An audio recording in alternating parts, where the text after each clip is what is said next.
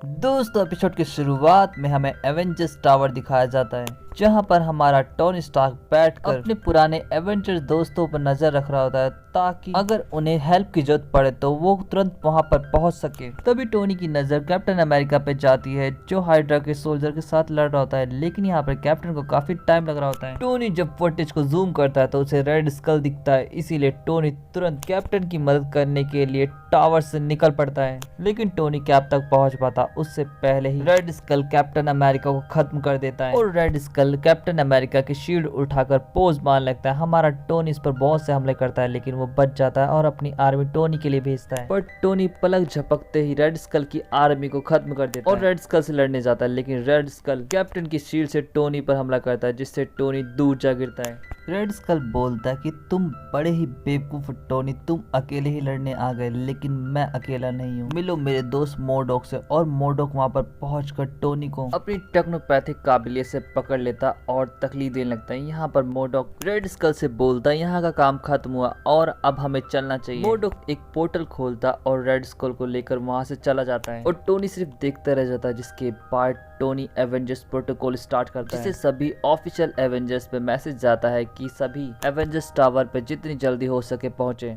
इसी बीच हमें नए एवेंजर्स सैम विल्सन को दिखाया जाता है, जो टोनी के टावर में जाता है और वहां पर उसे फैल्कन सूट मिलता है। थॉर और हॉकाई जब टावर की तरफ जा रहे होते हैं, तभी उनके स्पेसशिप को कोई चीज हिट करती है और हमें दिखाया जाता है कि वो और कोई नहीं हल्क है। और थॉर और हल्क में यहाँ लड़ाई स्टार्ट हो जाती है। बीच में आकर हॉकाई उन दोनों को रोकता है और बोलता है दोस्तों मत भूलो कि टोनी ने हमें किसी जरूरी काम से यहाँ बुलाया है। और वो तीनों टावर में जाता है, जहाँ पर टोनी उनका पहले से वेट करता है। यहाँ पर टोनी बताता है दोस्तों हमारे बीच हमारा एक साथी कैप्टन अमेरिका अब नहीं रहे, रेड स्कल और मोडोक ने उन्हें मिलकर मार दिया और अब वो दोनों साथ है तो दुनिया बहुत बड़े खतरे में और हमें अपने दोस्त का बदला भी लेना है और ये सब मैं अकेले नहीं कर सकता, मुझे तुम्हारी मदद की जरूरत है। जिस पर टोनी की टीम बोलती है हम राजी है, बस बताओ चलना कहाँ पर है। जिसके बाद टोनी अपनी टीम के साथ निकल जाता है और हमें ब्लैक विडो को दिखाया जाता है, जो टोनी की टीम की हरकतों पर नजर रख रहे थे और साथ ही साथ डायरेक्टर फ्यूरी को बता भी रही होती है। जब टोनी की टीम अपने टारगेट तरफ बढ़ रही होती है, तभी हॉकाई पंगे ले लेता है हल्क से और हल्क उसे लटका देता है। लटके हुए हॉकाई को कुछ मिसाइलें अपनी तरफ आते दिखते हैं। यहाँ पर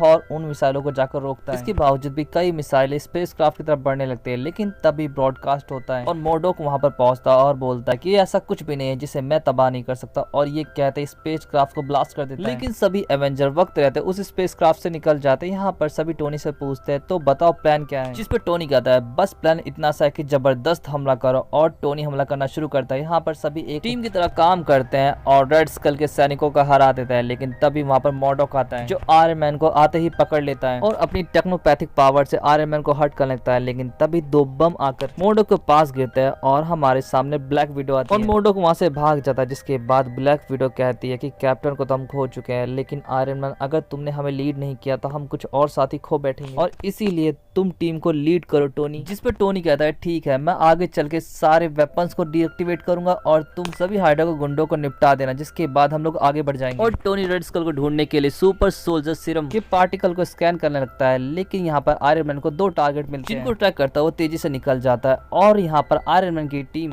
एडवांस वेपन से घिर जाती है। जिसके बाद आयरन मैन को जब हॉकाई कॉल करता है तो आयरन मैन कहता है कि तुम सभी बहुत ही होशियार हो, जल्दी से कुछ सोचो और वहां से बाहर निकलो। और दरवाजा तोड़ता हुआ आयरन मैन जब अंदर जाता है तो वो देखता है कि अभी कैप्टन अमेरिका जिंदा है और रेड स्कल उन पर एक्सपेरिमेंट कर रहा है। आयरन मैन तुरंत मशीनों को बंद करता है और कैप्टन को बाहर निकालता है, पर कैप्टन अमेरिका बाहर आते ही आयरन मैन पे हमला कर देते हैं और हमें पता चलता है कि आयरन मैन के शरीर में रेड स्कल की आत्मा है। रेड स्कल बताता है कि जिस सुपर सोल्जर सीरम ने मुझे आज तक पावर दी थी, अब वही मुझे मार रहा था, इसीलिए मुझे नए शरीर की जरूरत थी और तभी मुझे मोडोक मिला जिसने मुझे ये प्लान बताया और हमने फाइनली इसे एग्जीक्यूट किया। और अब देखो, तभी कैप्टन अमेरिका आकर रेड स्कल को एक भरकर मुक्का मारता है और आयरन मैन को उठाते हैं, पर तभी रेड स्कल पीछे से हमला करता है और यहाँ पर मोडोक भी उठने लगता है। इसीलिए आयरन मैन इलेक्ट्रोमैग्नेटिक पल्स का इस्तेमाल करता है, जिससे आसपास की सारी मशीनें बंद हो जाती हैं और साथ में आयरन मैन का सूट भी। इसके बाद आयरन मैन के पास कैप्टन अमेरिका आता है और बोलते है कि तुम बहुत स्मार्ट हो, लेकिन इस बार तुमने गलती की। जिस पर आयरन मैन कहता है बस कुछ देर रुक जाओ और उसके बाद वहां पर फैल्कन पहुंचता है